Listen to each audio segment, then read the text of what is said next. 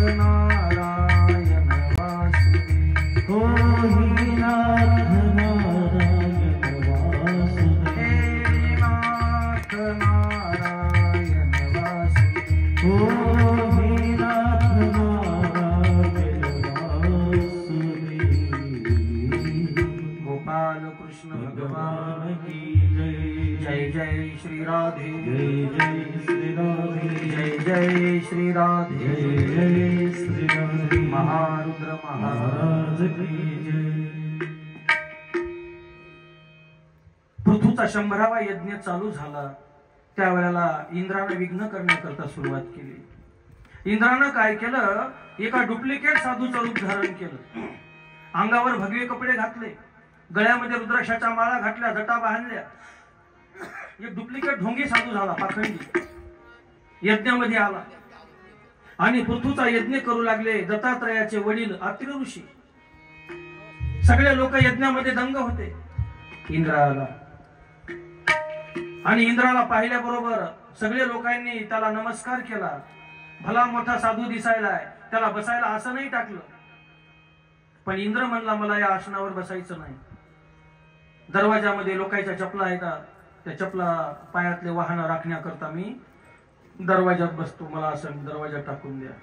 लोकांना प्रशंसा केली, सांगित बोट टाकायचं, बोलणं बंद झाल्यावर लोकांना प्रशंसा केली। काय म्हणले, साधू आहे, किती सुंदर साधू आहे म्हणले, याला मानाची सुद्धा गरज नाही, किती वैराग्यशील साधू आहे। आणि त्याचं बसण्याचं आसन टाकलं कुठं, दरवाजामध्ये। इंद्र दरवाजामध्ये का बसला यज्ञाच्या, कारण दरवाजामध्ये श्यामकर्ण नावाचा घोडा बांधलेला होता सोन्याच्या साखळीनं। त्या घोड्याशिवाय यज्ञ पूर्ण होत नव्हता त्या काळात। श्यामकर्ण घोडा कसा असायचा, घोडा दिसायला पांढऱ्या रंगाचा असायचा, पण मधून आतून त्याचे कान काळे असायचे, म्हणून त्याला श्यामकर्ण म्हणायचे। आणि इंद्र आला होता श्यामकर्ण घोडा चोरण्याकरता, यज्ञ बंद करायचा होता। यज्ञामध्ये लोक गुंग झाले, इंद्रानं घोडा सोडला, घोड्यावर बसला आणि टाप मारली घोड्याला, घोडा पळाला। आणि अत्रि ऋषीनं पाहिलं आणि अत्रि ऋषी म्हणू लागले, अरे घोडा पळवला त्या साधूनं, तो बहुतेक इंद्र असायला पाहिजे, कारण 100वा यज्ञ करत असताना इंद्राचं पोट दुखतंय जरा, म्हणून लवकरात लवकर जा। त्यावेळेला पृथून आपला मुलगा पाठवला, पृथूचा मुलगा, त्याचं नाव होतं विजिताश्व। विजिताश्व गेला आणि त्यानं त्या घोड्याला, इंद्राला पकडलं, इंद्र पळून गेला आणि घोड्याला त्यानं घरी आणलं वापस, घोड्यावर विजय मिळवला, म्हणून त्याचं नाव विजिताश्व झालं होतं। पुन्हा इंद्रानं घोडा डबल पळवला, पुन्हा विजिताश्व गेला, इंद्राला पकडलं, इंद्राला मारणार होता, इंद्र शरण आला आणि इंद्र म्हणू लागला, मला मारू नको विजिताश्वा, मी तुला गुप्त होण्याची विद्या शिकवतो। त्यावेळेला इंद्रानं विजिताश्वाला गुप्त होण्याची विद्या शिकवली आणि त्यावेळेला विजिताश्वाला गुप्त होता येऊ लागलं, म्हणून त्याचं नाव अंतर्धान पडलं, अंतर्धान। पुन्हा इंद्र पाखंडी रूप धरू लागला, यज्ञामध्ये विघ्न करू लागला आणि जेवढे इंद्रानं पाखंडी रूप धारण केले तेवढे पाखंडी धर्म तयार झाले, धर्माला ग्लानी येऊ लागली। आणि त्यावेळेला ब्रह्मदेव संकटात पडले। ते पाखंडी धर्म आजही आहेत, पाखंडी भगवे कपडे घालून लोकांना भुलवण्याकरता, फसवण्याकरता गावोगावी फिरतात ते लोक, पाखंडी असतात ते, त्यांना काही अक्कल नसते, त्यांच्याकडे ज्ञान नसते, लोकांना फसवतात पाखंडी। असे काही पाखंडी धर्म निर्माण केले इंद्रानं, कारण मोठ्या माणसानं जर काही कार्य केलं तर लोक त्याचा स्वीकार करतात, गरीबानं जर काही केलं तर लोक म्हणतात वांध केलं गरीबानं, आणि मोठ्यानं काही करू द्या, हो श्रीमंत माणसानं काही केलं की समाज स्वीकारतंय, लोक गरीबाचं काही स्वीकारित नाही। इंद्र हा मोठा आहे, देवांचा राजा आहे, आणि म्हणून ते पाखंडी धर्म लोकांनी स्वीकारले। धर्माला ग्लानी येऊ लागली, ब्रह्मदेवाला चिंता लागली, स्वतः ब्रह्मदेव त्या ठिकाणी यज्ञामध्ये आले आणि पृथूला विनंती केली, पृथू 100वा यज्ञ कशा करता करायला सांग, तुला स्वर्गात जायचं का? पृथू म्हणला नाही, मला स्वर्गात जायचं नाही, कारण स्वर्गाला जाणं म्हणजे केलेल्या पुण्याचा नाश करणं, स्वर्गामध्ये पुण्य संपत आहे, म्हणून मला स्वर्गात जायचं नाही। ब्रह्मदेव म्हणू लागले, अरे तुला स्वर्गात जायचं नाही, मग हा 100वा यज्ञ कशासाठी करायला? इंद्राला त्रास व्हायलाय, पाखंडी धर्म निर्माण केले इंद्रानं, बंद कर हे, आणि पृथून 100वा यज्ञ तिथे संपवला, बंद केला. आणि पुढे सनत कुमार आले कालांतराने आणि पृथ्वीराजाला ज्ञानाचा उपदेश केला. आणि पुढे पृथून तपश्चर्या केली आणि आपल्या मुलांना राज्यकारभार वाटून दिला. या पृथूचे एकूण 5 मुलं होते. विजिताश्व, धूम्रकेश, हरियक्ष आणि व्रक, द्रवीण असे 4 दिशेचं राज्य आणि 4 मुलांना वाटून दिलं. त्या ठिकाणी पुढे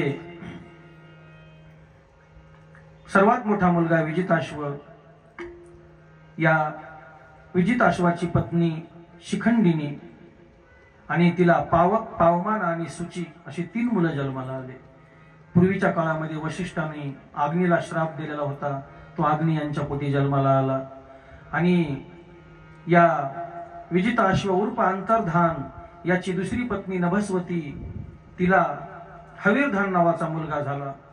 आणि पुढे या अंतर्धानाला राज्यकारभार करणं नको वाटू लागलं. राज्यकारभार करत असताना लोकायला शिक्षा करावं लागते, लोकांचे घरपट्ट्या वसूल करावं लागतात, लोकांचा महसूल वसूल करावं लागते, घामाचा पैसा वसूल करावा लागते, कष्टाचा पैसा. म्हणून त्याला ते राज्यकारभार करणं नको वाटू लागलं. आणि म्हणून त्यानं त्या पृथ्वीच्या मुलानं अंतर्धान त्याचं नाव, त्यानं आपला मुलगा आपल्या मुलाच्या स्वाधीन राज्यकारभार केला. कठोरपणा, लोकांना दंड देणे हे त्याला नको वाटू लागलं. आणि हवीरधानाला पुढे कारभार सोपवला आणि तो तपश्चर्या करण्याकरता निघून गेला. हवीरधान हा पृथूचा नातू आहे. आणि या हवीरधानाला पुढे 6 मुलं झाले. ब्रहिषद, गय, शुक्ल, कृष्ण, सत्य आणि जितवृत्त अशी 6 मुलं. या 6 मुलापैकी ब्रहिषद यज्ञ करण्यामध्ये फारच तज्ञ झाला. आपल्या पंजोबासारखे यज्ञामागे यज्ञ करू लागला.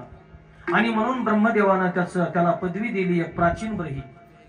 प्राचीन ब्रही नावाची त्याला पत्नी दिली ब्रहिषदाला.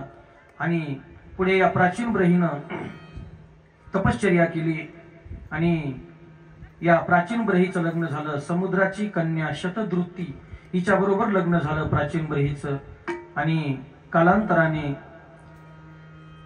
या प्राचीन ब्रहीनं एवढे यज्ञ केले की संपूर्ण पृथ्वी आच्छादित झाली दर्भाच्या काड्याने. त्या यज्ञामध्ये दर्भ वापरावं लागते, गवतासारखा दर्भ असते. आच्छादित झाली एवढे यज्ञ केले प्राचीन ब्रहीनं. त्याला 10 मुलं जन्माला आले. आणि त्या 10 मुलांचे नाव आहेत प्रचतास कुमार. एका मनाचे, एका विचाराचे, दिसायला सुंदर 10 मुलं. प्राचीन ब्रहीनं सांगितलं, मुलांनो, जोपर्यंत लग्न होत नाही तोपर्यंत देवाची प्राप्ती करून घ्या. एकदा लग्न झाल्याच्या नंतर संसाराचा बोजा अंगावर पडतय आणि मग देवाची प्राप्ती फार मुश्किल होते. लग्न व्हायच्या अगोदर जा समुद्रामध्ये आणि तपश्चर्या करा. हे 10 मुलं तपश्चर्या करण्याकरता गेले समुद्राकडे. आणि समुद्राच्या जवळ गेल्याबरोबर डमरूचा गडगडगड आवाज आला. आणि त्या समुद्रातून भगवान महादेव, असंख्य भूत सोबत आहेत महादेवाच्या. समुद्रातून स्नान करून महादेव नेमकेच बाहेर निघाले. त्यांच्या जटा ओल्या होत्या. आणि या 10 प्रचतास कुमारांनी भगवान शंकराचं दर्शन घेतलं महादेवाचं. आणि विनंती केली, भोले बाबा, आम्हाला तुम्ही ज्ञानाचा उपदेश करा, आम्हाला भगवान विष्णूची तपश्चर्या करायची. त्यावेळेला 63 श्लोकामध्ये महादेवानं त्यांना जो उपदेश केला त्याला भागवतामध्ये रुद्रगीत असं म्हणतात. त्यांना उपदेश केला आणि ते समुद्रामध्ये तपश्चर्या करत बसले. आणि इकडे त्यांचा पिता प्राचीन ब्रही यज्ञामागे यज्ञ करायला, यज्ञामध्ये पशुबली द्यायला देवर्षी नारद त्याच्याकडे आले. आणि देवर्षी नारदानं त्याला दिव्य दृष्टी दिली प्राचीन ब्रहीला. आणि देवर्षी नारद म्हणू लागले, प्राचीन ब्रही, यज्ञामध्ये आतापर्यंत जेवढे काही तो पशु मारले तेवढे पशु तुझ्या मरणाची वाट बघायले, कारण वैर हत्या कधी चुकत नाही. म्हणून आकाशाकडे बघ. त्या प्राचीन ब्रहीनं आकाशाकडे बघितलं. लांब लांब सिंगावाले पशु बदला घेण्याची वाट पाहू लागले. जेवढे यज्ञामध्ये मारले तेवढे. त्याला पश्चाताप झाला प्राचीन ब्रहीला केलेल्या कर्माचा. देवर्षी नारदानं त्याला ज्ञानाचा उपदेश केला. आणि हा उपदेश करत असताना पुरंजन नावाच्या राजाचं एक चरित्र सांगू त्याला ज्ञानाचा उपदेश केला. आणि त्याला सांगितलं, तुझे 10 मुलं तिकडे समुद्रामध्ये तपश्चर्या करायले आणि तू इकडे हिंसा करायला हे योग्य नाही. आणि मग पुढे त्यानं तपश्चर्या केली प्राचीन ब्रहीनं. समुद्रामध्ये तपश्चर्या पूर्ण झाली या मुलांची आणि भगवान विष्णू परमात्मा त्यांना प्रसन्न झाले.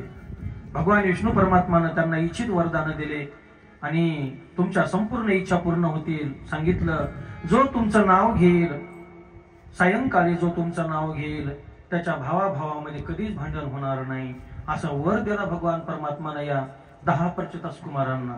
जो प्रचतास कुमार म्हणतो, प्रचतास कुमार असं हे 10 जणांचं एकच नाव आहे. एवढं प्रेम होतं त्यांचं 10 जणांचं. आणि म्हणून भगवान परमात्माने सांगितलं, जो सायंकाळी तुमचं नाव घेईल त्याच्या भावाभावाचं कधीच भांडण होणार नाही. एवढा त्यांच्या नावाचा महिमा आहे. आणि पुढे ते आपल्या घरी वापस निघाले जाण्याकरता. आणि रस्त्यानं मोठी मोठी जंगल झाले होते. घराकडे येण्याकरता रस्ता दिसना गेला. तपश्चर्या केलेली होती त्यांनी आणि त्यांनी आपल्या मुखातून अग्नी प्रगट केला जंगल जाळण्याकरता. जंगलाचे जंगल जळू लागले. त्यावेळेला ब्रह्मदेवाला संकट पडलं, चंद्राला संकट पडलं. कारण हे उत्पत्ती करणारा ब्रह्मदेव आहे आणि चंद्र वनस्पतीचा स्वामी आहे.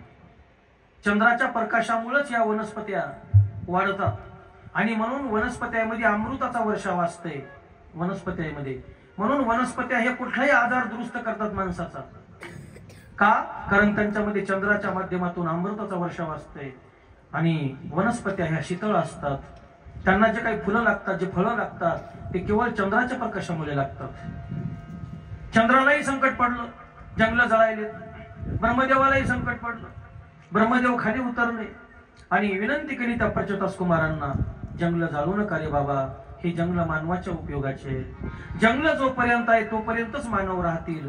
ज्या दिवशी झाडं संपतील त्या दिवशी मानव सृष्टी संपून जाईल. हे जंगल काय करतात? हे वातावरण पवित्र करतात, माणसाला पोषक वातावरण करतात. हे जंगल फळं देतात, हे झाडं वनस्पत्या देतात, हे झाडं सावली देतात, हे झाडच इंधन देतात, हे झाडं ऋषीमुनीला तपश्चर्या करण्याकरता आसरा देतात, पशु पक्षींना जीव जंतूंना हे झाडं आसरा देतात. आणि म्हणून हे झाडं अतिशय महत्वाचे.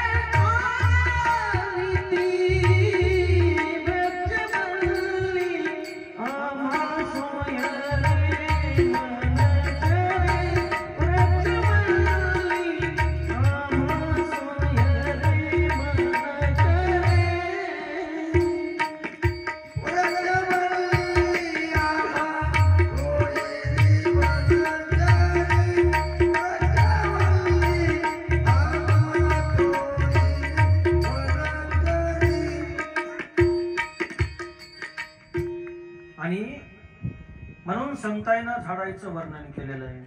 खरे सोयरे आपले झाड आहेत जे कामी येणारे आहेत. तुम्ही या झाडांचा नाश करू नका. या जंगलामध्ये झाडानं पोषलेली कन्या तुम्हाला प्राप्त होईल असं ब्रह्मदेवानं सांगितलं. त्या जंगलामध्ये एक मारिशा नावाची कन्या होती. त्या कन्येसोबत ब्रह्मदेवानं या प्रचतास कुमारांचं लग्न लावून दिलं. त्यावेळेला विचारलं परीक्षित राजानं, महाराज कोणाची कन्या होती झाडाईनं पोषली? त्यावेळेला शुकदेवजी सांगतात, राजन त्या जंगलामध्ये कंडू नावाचे ऋषी पूर्वीच्या काळामध्ये तपश्चर्या करू लागले. त्यांचं एवढं तप झालं, इंद्र भयभीत झाला आणि इंद्रानं त्या ऋषीचं तपभंग करण्याकरता एक प्रमलोचा नावाची अप्सरा पाठवली.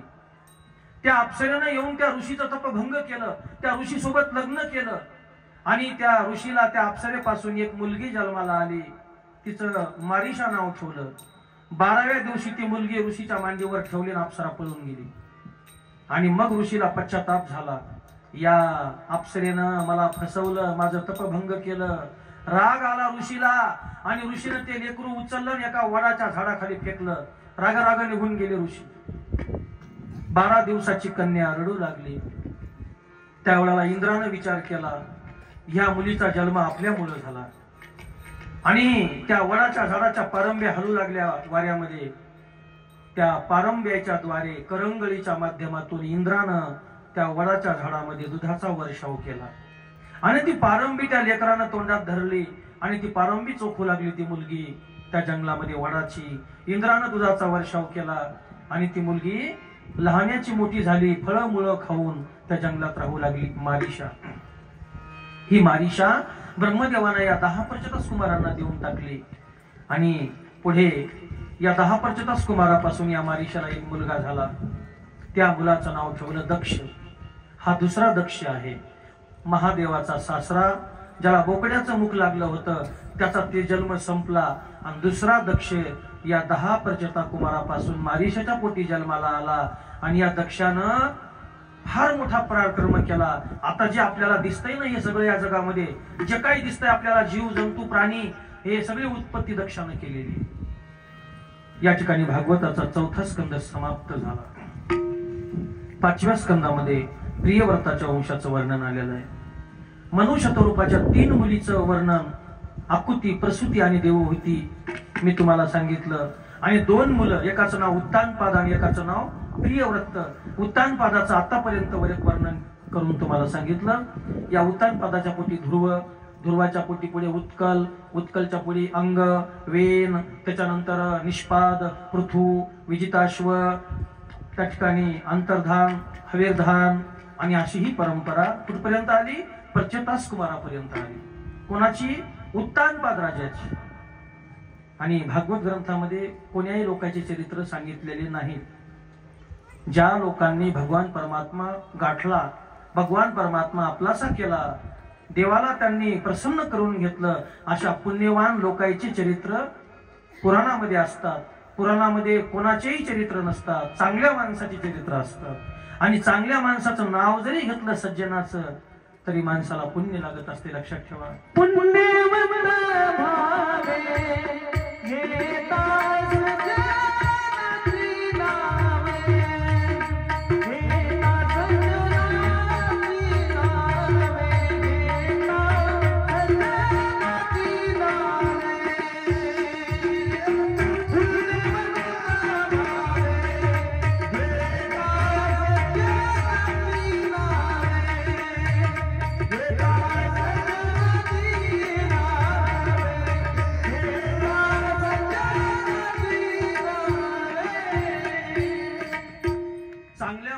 नाव घेतल्याच्या नंतर माणसाला पुण्य लागतंय.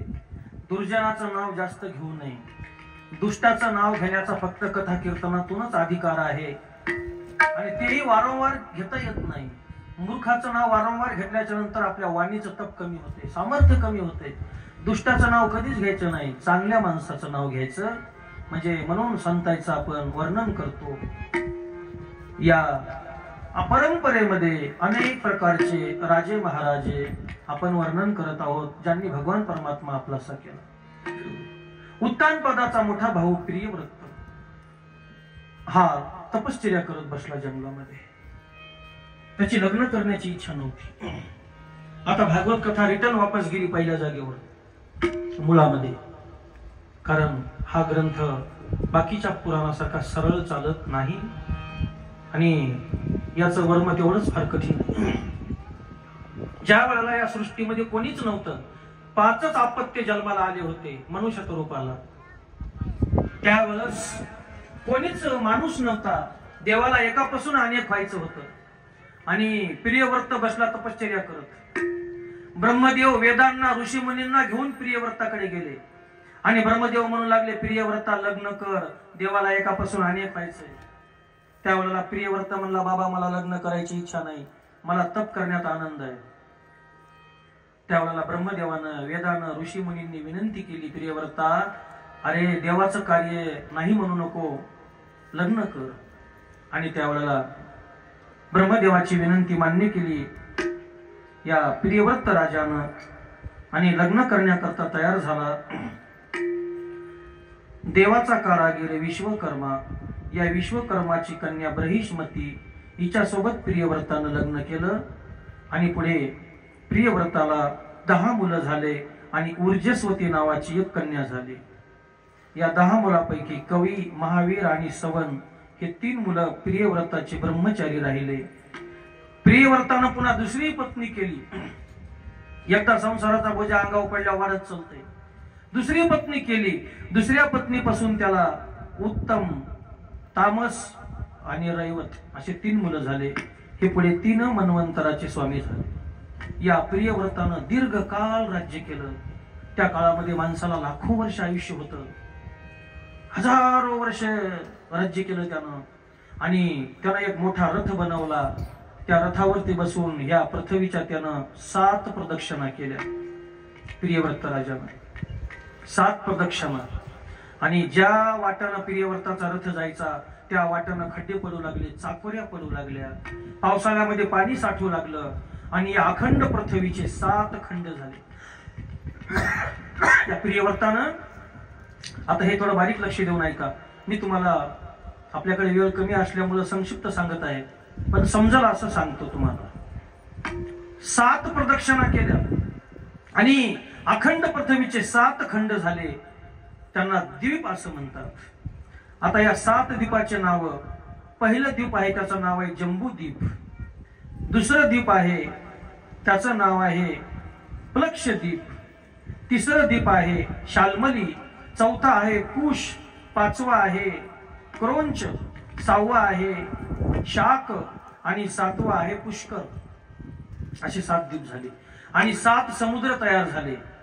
जम्बूद्वीपावर जो समुद्र झाला त्याचं नाव आहे क्षार समुद्र. क्षार म्हणजे खाऱ्या पाण्याचा समुद्र. या 7 द्वीपापैकी आपण कोण्या द्वीपामध्ये राहतो सांगा बरं तुम्ही, महिला मंडळीमध्ये कोणी? ज्या द्वीपामध्ये आपण राहतो त्याचं नाव माहित पाहिजे ना आपल्याला. एकूण या ब्रह्मांडामध्ये 7 द्वीप आहेत. आपण कोण्या द्वीपामध्ये राहतो आपल्यालाच माहित नाही. देवबापा म्हणतात ना अभिषेक करताना, भरतवर्षे भरतखंडे जम्बूद्वीपे दंडकारण्ये म्हणतात.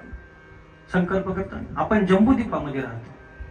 आणि या जम्बूद्वीपावरती क्षार समुद्र खाऱ्या पाण्याचा तयार झाला. दुसऱ्या नंबरचा आहे प्लक्षद्वीप. याच्यावरती इक्षुरस नावाचा समुद्र तयार झाला, म्हणजे उसाचा रस, गोड पाणी. तिसऱ्या नंबरचं द्वीप आहे शाल्मली. याच्यावरती सुरा नावाचा समुद्र तयार झाला. सुरा म्हणजे दारूचा समुद्र, घाण पाणी दारूसारखं, एकही समुद्राचं पाणी धड नाही. त्याच्यानंतर चौथ्या नंबरचा द्वीप आहे त्याचं नाव आहे कुश नावाचा द्वीप. त्याच्यावरती घृत नावाचा समुद्र तयार झाला, म्हणजे तुपाचा समुद्र. त्याच्यानंतर 5व्या नंबरचा द्वीप आहे क्रोंच. त्याच्यावरती क्षीर समुद्र तयार झाला, दुधाचा समुद्र. 6व्या नंबरचा द्वीप आहे शाक. त्याच्यावरती दधी समुद्र, दह्याचा. आणि 7व्या नंबरचा द्वीप आहे पुष्कर. याच्यावरती शुद्ध पाण्याचा समुद्र तयार झाला. असे 7 द्वीप, 7 समुद्र. आणि प्रियव्रताला मुलं किती सांगितले होते मी तुम्हाला? 10. या 10 पैकी 3 ब्रह्मचारी राहिले. खाली किती राहिले? 7. 7 मुलांना 7 द्वीप देऊन टाकले प्रियव्रतानं आणि तप करायला निघून गेला.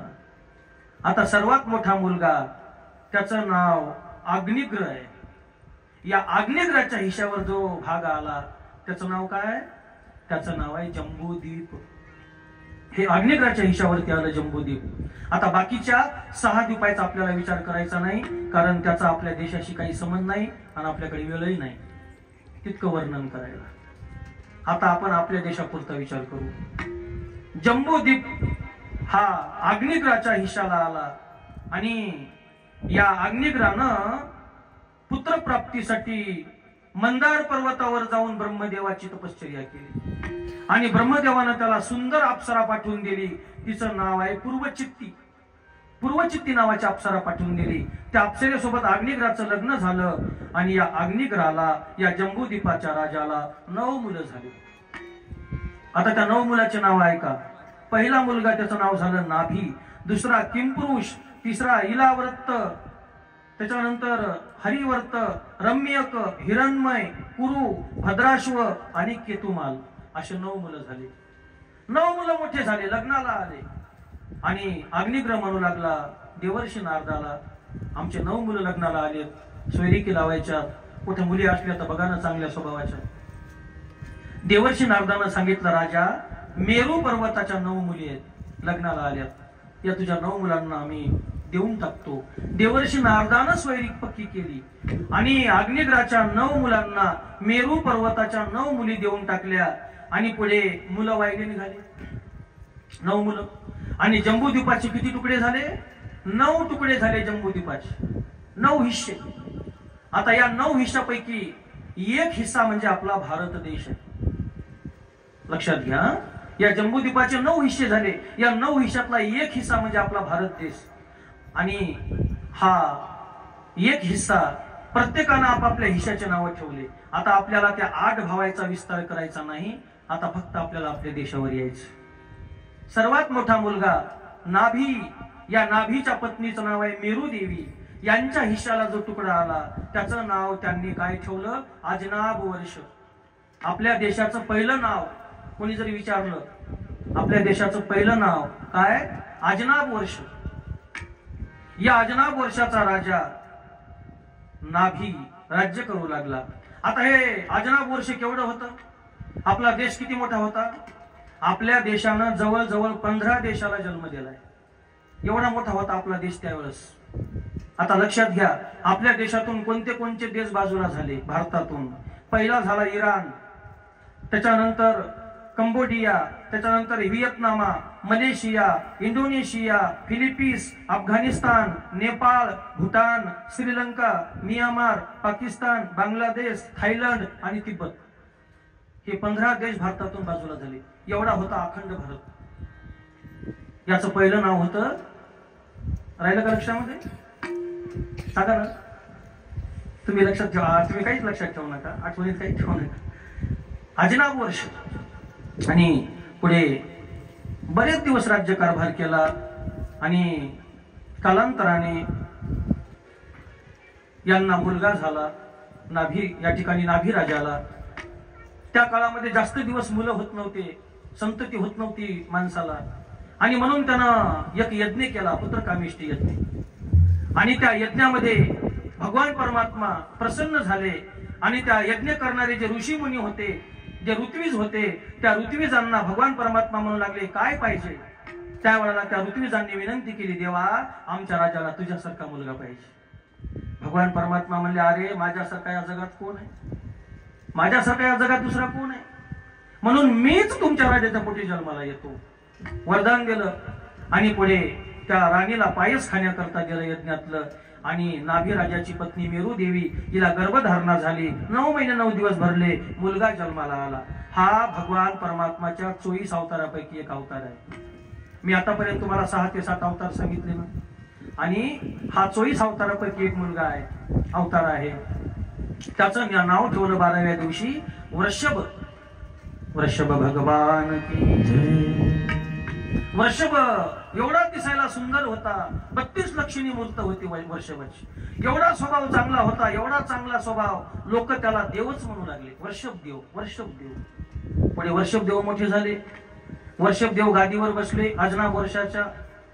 आणि नाभी राजा तपश्चर्या करण्याकरता निघून गेला. कारण या देशाची परंपराच होती, एक राजा आपला मुलगा गादीवर बसवला की 4थ्या आश्रमामध्ये राजे लोक तपश्चर्या करण्याकरता जायचे. हे लोकीचं कार्य पूर्ण करून परलोकाची तयारी करायची. आता मथारे मराय झाली तरी काही जप करीन, तप करीन कलियुगामध्ये. पण त्या काळामध्ये एवढे मोठे राजे लोक सुद्धा तप करायला जायचे. आणि गादीवर कोण बसलं? वृषभ देव. वृषभ देवानं एवढा कारभार छान केला की सगळ्या अजनाब वर्षामध्ये कीर्ती गाजू लागली वृषभ देवाची. देवर्षी नारद स्वर्गात गेले आणि इंद्राच्या जवळ जाऊन इंद्राला सांगितलं, मृत्यू लोकामध्ये वृषभ देव लय गाजायला अजनाब वर्षामध्ये. त्यावेळेला इंद्रानं द्वेष केला आणि इंद्रानं सांगितलं पावसाला, अजनाब वर्षामध्ये पावसाचा एक थेंब सुद्धा पडला न पाहिजे, कारण पाऊस पाडणारा देव इंद्र आहे. अजनाब वर्षामध्ये दुष्काळ पडला, पाण्याचा थेंब नाही, सगळी प्रजा त्रस्त झाली. सगळे वृषभ देवाला शरण गेले आणि त्यावेळेला वृषभ देवानं आज्ञा केली, गावोगाव यज्ञ सुरू करा. वृषभ देवानं एक यज्ञ केला. त्या यज्ञामध्ये हत्तीच्या सोंडासारखी तुपाची धार लावली, मोठा यज्ञ केला. आणि त्या यज्ञाचा परिणाम अजनाब वर्षामध्ये पाऊस पडू लागला. नद्या नाले तळे अतिशय भरले, जिकडे तिकडे आनंद झाला. देवर्षी नारदानं इंद्राला जाऊन सांगितलं, इंद्रा अरे पाऊस बंद केला, पाऊस खाली कसा काय पडायलाय? इंद्र घाबरला. मी तर पाऊस बंद केलाय, पाऊस कोण पाडायले? त्यावेळेला देवर्षी नारदानं सांगितलं, इंद्रा वर्षभ देव भगवान परमात्माचा अवतार आहे, आता तुला शिक्षा करते. इंद्र घाबरला. इंद्राला एकच मुलगी होती, तिचं नाव होतं जयंती. या जयंतीला घेऊन इंद्र खाली उतरला, वर्षभ देवाला क्षमा मागितली आणि वर्षभ देवाला विनंती केली, मला एक वचन द्या. दिलं वचन इंद्राला. माग काय पाहिजे? काही नाही, माझ्या एकुलता एक मुली बरोबर लग्न करा. वर्षभ देवाने इंद्राची मुलगी जयंती, या जयंती सोबत लग्न केलं आणि त्यावेळेला या जयंतीपासून वर्षभ देवाला 100 मुलं झाले. त्या काळामध्ये माणसाला हजारो वर्ष आयुष्य होतं. 100 मुलं झाले, 100 मुलं. या 100 मुलापैकी 81 मुलं विप्रत्वाला गेले, म्हणजे ब्राह्मण झाले, विप्रत्वाला गेले. खाली राहिले 19. या 19 पैकी 10 यती झाले वर्षभ देवाचे. खाली राहिले 9 मुलं. या 9 मुलापैकी सगळ्यात मोठा मुलगा, त्याचं नाव होतं भरत. भरत पुढे मोठा झाला, हुशार होता भरत. आणि कालांतराने वर्षभ देवानं भरताला गादीवर बसवायच्या अगोदर सगळी शिकवण दिली. आपल्या घरी राहून वर्षभ देवानं आपले इंद्रिय जिंकून घेतले. भरताला गादीवर बसवलं अजनाब वर्षाच्या आणि त्याग केला. आणि वर्षभ देव या अजनाब वर्षाच्या दक्षिण दिशेला कर्नाटक मध्ये निघून गेले. अंगावर कपडा ठेवला नाही, सगळे इंद्रिय जिंकून घेतले. आणि लोक त्यांची थट्टा करू लागले. कोणी चिखल फेकून मारू लागलं वर्षभ देवाला, कोणी म्हणू लागलं पागल माणूस आला, याच्या डोक्यावर परिणाम झालेला आहे, असे लोक म्हणू लागले. पण वर्षभ देवाचे चमत्कार होऊ लागले आणि मग मात्र लोकांना कळालं हा कोणीतरी महात्मा आहे. आणि मग त्या वर्षभ देवाला काही शिष्य झाले आणि त्या शिष्यानं तसंच अनुकरण केलं, अंगावर कपडे ठेवले नाही.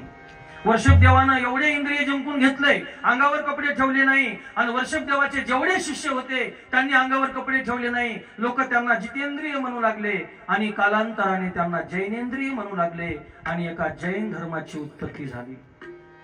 आणि ते जैन धर्माचे साधू आपल्या घरी राहून सगळे इंद्रिय जिंकून घेतात, त्यांना अंगावर कपडा ठेवित नाही. तेवढा त्याग असते. परमार्थामध्ये त्यागाला फार महत्व आहे, वैराग्याला फार महत्व आहे. त्यावेळेला एक परमहंस असा वंदनीय मार्ग वर्षभ देवानं सगळ्या जगाला दाखवून दिला. आणि कर्नाटक मध्ये एका जंगलाला आग लागली, वर्षभ देवानं आपलं अवतार कार्य संपवलं. गादीवर कोण बसला? भरत. या भरतानं एवढा कारभार सुंदर केला की भरताच्या नावावरून आजनाब वर्षाचं नाव बदललं. आजनाब वर्षाचं काय नाव झालं? भारतवर्ष नाव झालं. भारतवर्ष या भरताच्या नावावरून. एकूण 9 वर्ष आहेत. जम्बूद्वीपामध्ये किती वर्ष आहेत? 9 वर्ष आहेत. त्या 9 वर्षापैकी एक आहे आपलं भारतवर्ष. या भरताच्या नावावरून भारतवर्ष. जसं पृथ्वीच्या नावावरून पृथ्वी नाव झालंय धरणीला, तसं भरताच्या नावावरून भारतवर्ष नाव झालं. आणि या भारतवर्षाची एवढी संस्कृती सुंदर लावली, जगाच्या पाठीवर भारतासारखी संस्कृती सुंदर कुठंच नाही. सगळे बाकीचे देश पशुवत आहेत, भारतामध्ये सगळंच पिकत आहे. बाकीच्या देशांमध्ये काहीच वस्तू पिकतात. भारत हा सुजलाम सुफलाम आहे. भारत म्हणजे भगवान परमात्माचं हृदय आहे. संपूर्ण या ब्रह्मांड, जे संपूर्ण ब्रह्मांड आहे हे भगवान परमात्माचे अवयव आहेत. आणि भारतवर्ष भगवान परमात्माचा अंतःकरण आहे. एवढं सुंदरपैकी आपलं हे भारतवर्ष आहे. आपण भाग्यवान आहोत, आपण भारतवर्षामध्ये जन्माला आहोत. या भारतवर्षामध्ये देवाचे अवतार झाले, बाकी ठिकाणी झाले नाही. कारण हे भारतवर्ष फारच मंगलमय आहे आणि फारच पवित्र आहे. आपण 1 मिनिट भगवंताचं चिंतन करू, पुढील कथा पाहू. श्री कृष्ण गोविंद हरे मुरारी, हे नाथ नारायण वासुदेव. श्री कृष्ण गोविंद हरे मुरारी, हे नाथ नारायण वासुदेव. हे नाथ नारायण वासुदेव.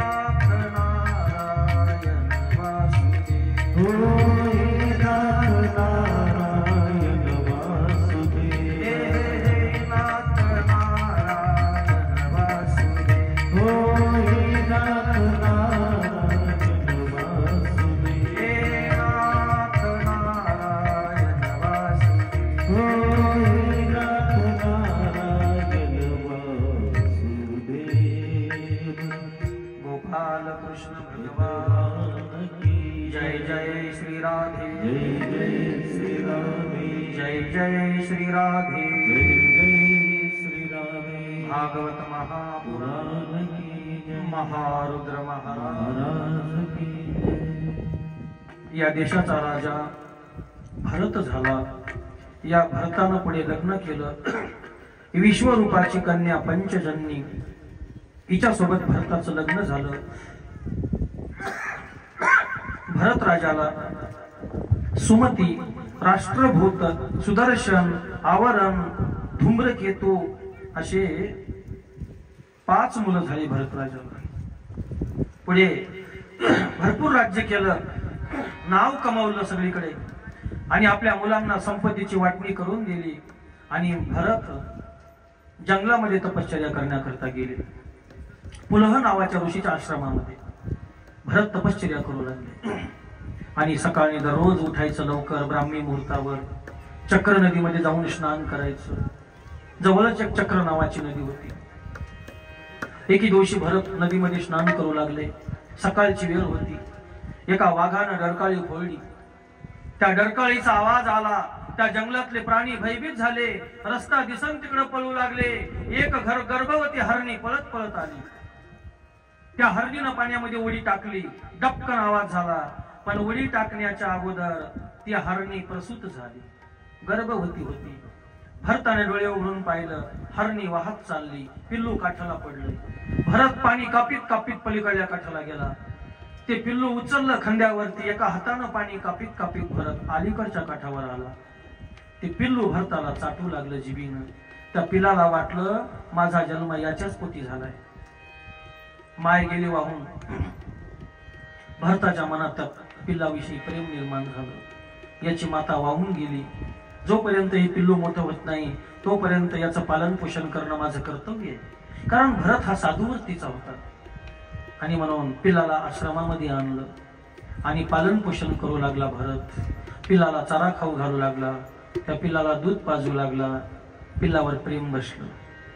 ज्यानं पत्नीचा, मुलांचा, देशाचा त्याग केलेला माणूस जंगलामध्ये एका हरणावर आसक्त झाला. आणि शुकाचार्य म्हणतात, परीक्षिती राजा, ही भरताच्या जीवनातली सगळ्यात मोठी चूक. आणि ही चूक आपल्याच्यानं होऊ नये म्हणून मी तुला ही कथा सांगायलो. कारण तू मरणाच्या दरवाजामध्ये आहेस. या पिल्लामुळे भरताचा शेवटी घात कसा झाला ते ऐक. पिल्लाचं प्रेम बसलं भरतावर. भरताचं प्रेम पिल्लावर. झोपताना पिल्लू सोबत, यज्ञ करताना सोबत, स्नान करताना सोबत, जेवण करताना सोबत, जंगलामध्ये गेला समेध आणण्याकरता पिल्लू सोबत. भरताला सोडून पिल्लू राहीनं, पिल्लाला सोडून भरत राहीनं. भरताचं वय झालं. एके दिवशी भरत म्हणू लागला, मी जर एखाद्या दिवशी मेलो तर या पिल्लाचं काय होईल, याला मायाशिवाय कोण आहे, असं त्याला विचार यायचा. एके दिवशी हरणाचा कळप आला. पिल्लू हरणाच्या कळपात घुसलं गेलं पळून. दिवसभर पिल्लू भरतानं पाहिलं. पिल्लू मला सोडून राहतच नव्हतं. माझं पिल्लू नक्की एखाद्या वाघानं खाल्ला असावं असा संशय आला. दुःख झालं भरताला. संध्याकाळी आश्रमात आला. झोपला दुःखी अवस्थेत. आणि त्या दिवशी त्याच्या मरणाचा शेवटचा दिवस होता. यमानं फासा टाकला. प्राण निघून जाणार तेवढ्यामध्ये त्याला आठवण झाली पिल्लाची. आणि शुकदेवजी सांगतात, राजा परीक्षिती, मरतानी जी आठवण होते माणसाला, मरतानी जे विचार मनामध्ये येतो ते विचार म्हणजे पुढच्या जन्माचा दरवाजा. अंत समयी भरताला पिल्लाची आठवण झाली म्हणून दुसरा जन्म हरणाचा झाला. भरत राजा हरणाच्या गर्भाला गेला.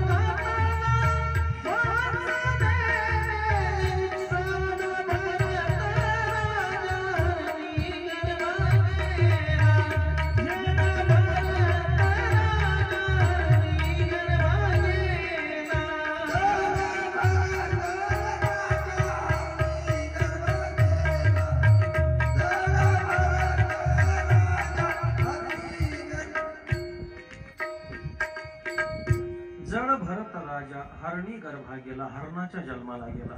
हरण जंगलामध्ये जन्माला आलं. पहिल्या जन्मातलं पुण्य होतं म्हणून ते हरण त्या पुलह ऋषीच्या आश्रमाभोवतीच राहू लागलं. ऋषीमुनींचे प्रवचन ऐकू लागलं हरण.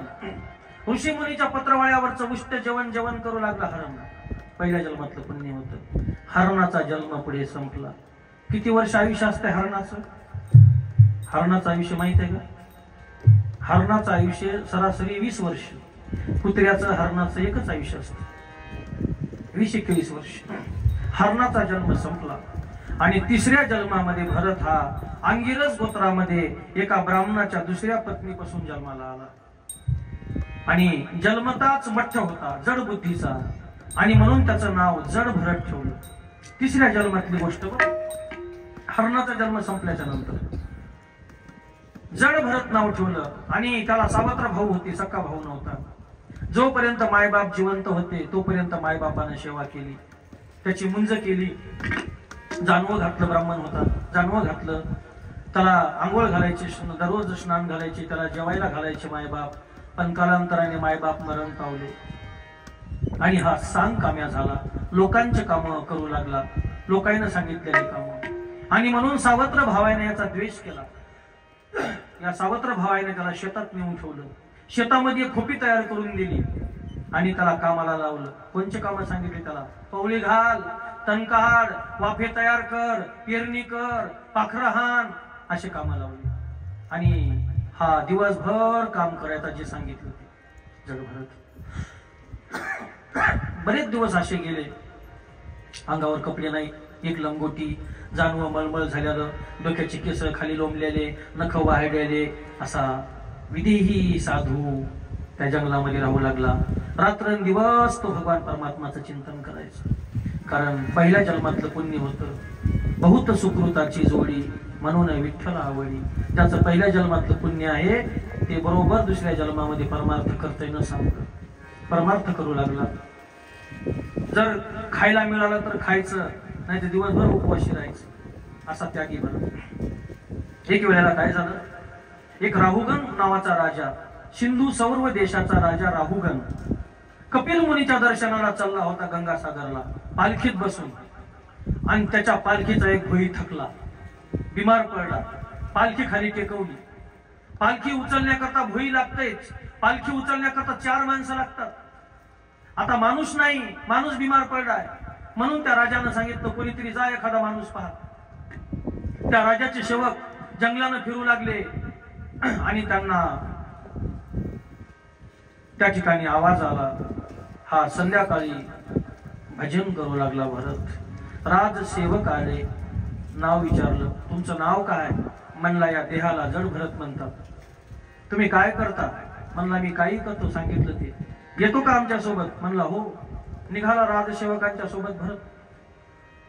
राजाची पालखी उचलली, खांद्यावर पुढं उभं केला. उंच होता दिपाळ, समोर लावलं त्याला कामाला. खांद्यावर पालखी घेतली, चालली पालखी कुठं? गंगासागरला, कपिल मुनीच्या दर्शनाला. आणि रस्त्यामध्ये एक मुंग्याचं वारुळ दिसलं. भरत म्हणू लागला माझा पाय जर पडला तर 150 मुंग्या मरतात. म्हणून भरतानं उडी मारली.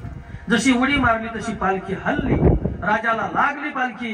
राग आला राहुल राजाला. खाली टेकवा पालखी, मारतो तुमच्यापैकी एखाद्याला. कोण उडी मारली सांगा? सगळे सेवक हात जोडले. मालक, हा नईन आलाय ना, यानं उडी मारली. राजानं तलवार घेतली आणि राजा म्हणू लागला तुला काय अक्कल आहे का? खाऊन पिऊन एवढा धष्टपुष्ट झालास, तुला भार वाहता येत नाही, मी तुला शिक्षा करतो. जिंदगीत कोणाला न बोललेला भरत आज बोलायला सुरुवात केली. भरत म्हणू लागला राजा तू मारणार कोणाला? या देहाला मारणार का आत्म्याला मारणार? आत्मा तर मरत नाही, मारणार कोणाला? आणि तू कोण शिक्षा करणारा? तुझ्या काय हातामध्ये आहे शिक्षा करण्याचं? अरे आज तू राजा आहेस, मी गरीब आहे. हा प्रारब्धाचा भेद आहे. तू राजा आहेस ही गोष्ट मान्य आहे, हे प्रारब्धाचा भेद आहे. तुझं प्रारब्ध चांगलं आहे. पण उद्या मी राजा होऊ शकतो, तू रंक होऊ शकतोस. आणि हे शरीर जे माझं धष्टपुष्ट आहे ना, हत्तीचं शरीर आणि मुंगीचं शरीर आत्मा एकच आहे. धष्टपुष्ट शरीर झालं म्हणजे शरीराचा भेद आहे. तू नेमकं बोलायलाच काय? तू कोणाला मारणार, या देहाला की आत्म्याला? राहुगण राजा म्हणला माणूस तर पागल दिसायलाय आणि एवढ्या ज्ञानाच्या गोष्टी करायला आपला मामला फसला गड्या. राहुगण राजानं भरताची पाये धरले आणि राहुगण राजा म्हणू लागला, महाराज मला वाटायला तुम्ही दत्तात्रय आहात, रूप बदलून आले मला भेटायला. मी ज्या कपिलाच्या दर्शनाला चाललो त्या कपिलाचं दर्शन मला इथंच झालं, तुमचा परिचय सांगा. त्यावेळेला भरत म्हणू लागला, राजा या देहाला जड भरत म्हणतात, मी सामान्य माणूस आहे, मी कपिलही नाही, मी दत्तात्रय नाही. राहुगण राजानं असंख्य प्रश्न विचारले, असंख्य, आणि भरतानं उत्तर दिले, ज्ञानाचा उपदेश केला. पुढे राहुगण राजा निघून गेला. असा हा जड भरत आपल्या आश्रमावर राहायचा. आणि ज्ञानी माणसं, जाणकार माणसं आपलं रूप कळू देत नाहीत, आपलं रूप दिसू देत नाहीत कोणाला. ते आपल्या आश्रमावरती राहायचा, तपश्चर्या करायचं. एक वेळेला काय झालं, त्या परिसरामध्ये एक मोठं जंगल होतं. आता इथं कसं जंगली भाग आहे, आणि त्या जंगलामध्ये एका भद्रकाली नावाच्या देवीचं मंदिर होतं. त्या भद्रकाली देवीला चोराईनं नवस केला, देवी तू जर आमच्या नवसाला पावली तर आम्ही तुझ्या पुढे 2 पायाचा आणून कापू. माणूस सत्वर पावगे मला भवाने रत्नाबाई तुला, सत्वर पावगे मला भवाने रत्नाबाई तुला,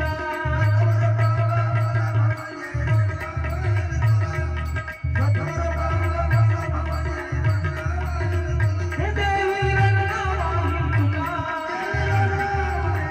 हे आई रत्नाबाई तुला, हे सत्वर पावगे मला भवाने रत्नाबाई तुला, सत्वर पावगे मला भवाने रत्नाबाई तुला.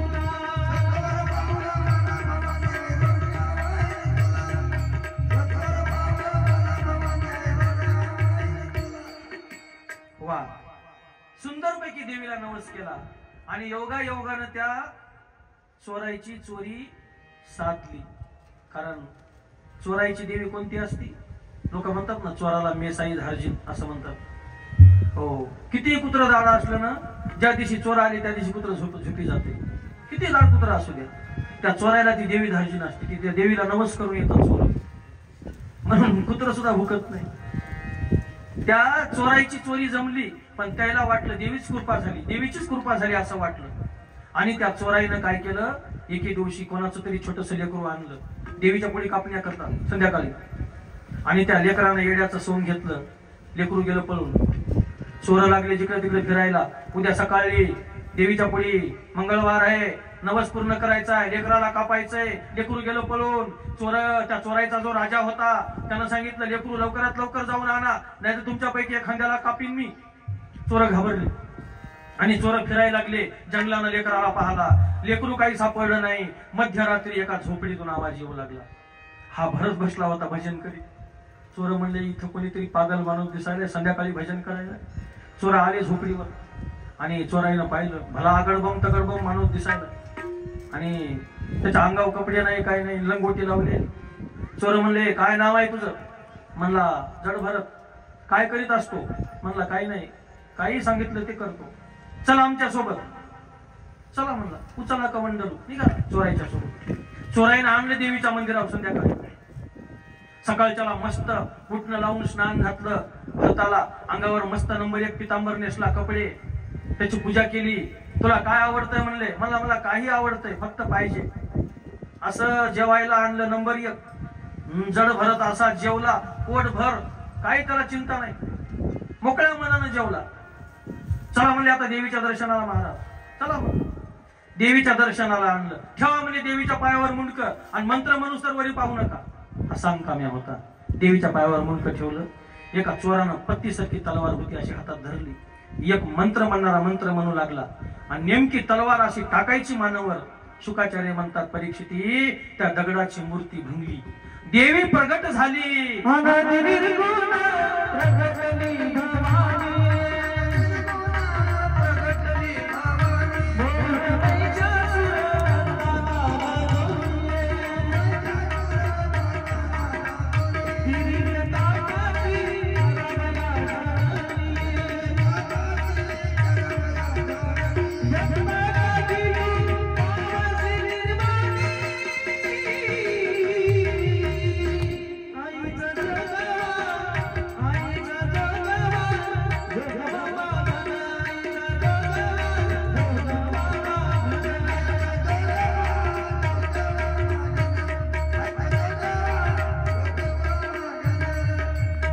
देवी प्रगट झाली. देवीनं त्या चोराच्या हातातली तलवार घेतली आणि सापसुई तलवार फिरवायला सुरुवात केली. जेवढे चोर होते तेवढ्याचे मुंडके छाटले देवीला. चेंडू सारखे मुंडके लागली खेळायला. एकही चोर जिवंत ठेवला नाही. जड भरताना देवीचं दर्शन घेतलं. दगडाची मूर्ती पहिल्यासारखी झाली. जड भरत आपल्या आश्रमावर आला आणि त्यानं तपश्चर्या केली. भगवान परमात्माच्या मुक्तीला तो पुढे निघून गेला. असा हा भरत आणि जड भरत याचं चरित्र आपण थोडक्यामध्ये वर्णन केलं. या ठिकाणी भागवत ग्रंथाचा 5वा स्कंद समाप्त झाला. 6व्या स्कंदामध्ये परीक्षितीला प्रश्न विचारला शुकदेवांना, महाराज मला भुवनकोशाचं वर्णन करून सांगा. ज्या प्रियव्रतानं या पृथ्वीच्या 7 प्रदक्षिणा केल्या, ब्रह्मांडाच्या 7 खंड केले, कोण्या खंडात कोण लोक राहतात, केवढा आहे, कोणता खंड केवढा आहे, त्याच्यानंतर कोण्या खंडात किती नद्या आहेत, कोण्या खंडात किती पर्वत आहेत, जम्बूद्वीपामध्ये सगळे किती देश आहेत, या जम्बूद्वीपाची सीमा कुठून कुठपर्यंत आहे, या जम्बूद्वीपाचं नाव जम्बूद्वीप का पडलं. त्या काळामध्ये जांभुळणीचे झाडं जास्त होते. या द्वीपामध्ये जांभुळणीचे झाडं हिमालयात खूप होते आणि ते निळ्या रंगाचं पाणी जांभुळणाचं वाहत होतं, म्हणून याचं नाव जम्बूद्वीप पडलेलं होतं. या जम्बूद्वीपामध्ये किती पर्वत आहेत आणि या जम्बूद्वीपामध्ये किती नद्या उगम पावलेल्या आहेत, कुठून कोणची नदी वाहते, आणि या ब्रह्मांडामध्ये 7 पाताळामध्ये कोणत्या पाताळात कोणते देव राहतात, 7 स्वर्ग म्हणजे काय, यमाची नगरी म्हणजे काय, हो, सूर्यचंद्र कसे फिरतात, दिवस रात्र कसे होतात, दक्षिणायन उत्तरायण कसं होतंय, धोंड्याचा महिना कसा येतोय, दिवस रात्र कसे होतात, आणि या ब्रह्मांडाचं जे चलतंय सूत्र हे नेमकं कसं चालतंय, याला भुवनकोश म्हणलेलं आहे. हा अख्खा अध्याय, अख्खा स्कंद आहे, 6वा स्कंद. आणि हे भुवनकोश सांगित बसलं ना तर थोडक्यात जरी सांगितलं तरी 2 ते 2.5 तास लागतात. थोडक्यात आणि आपल्याला आता आपला आजचा वेळ संपलेला आहे, 9 वाजलेले आहेत. म्हणून हे भुवनकोश जो 6वा स्कंद आहे, आता आपण आज काय आपल्याला हे घेता येत नाही. उद्याच्या कथेमध्ये याच वेळेला भगवान कृष्ण परमात्माचा जन्म उत्सव आपल्याला करायचा आहे. उद्या नरसिंह अवतार, त्याच्यानंतर वामन अवतार, राम अवतार, परशुराम अवतार, समुद्र मंथन, मोहिनी अवतार, त्याच्यानंतर धन्वंतरी अवतार, कासवाचा अवतार, असे भगवान परमात्माचे असंख्य अवतार उद्याच्या कथेमध्ये आपल्याला वर्णन करायचे. उद्या बरोबर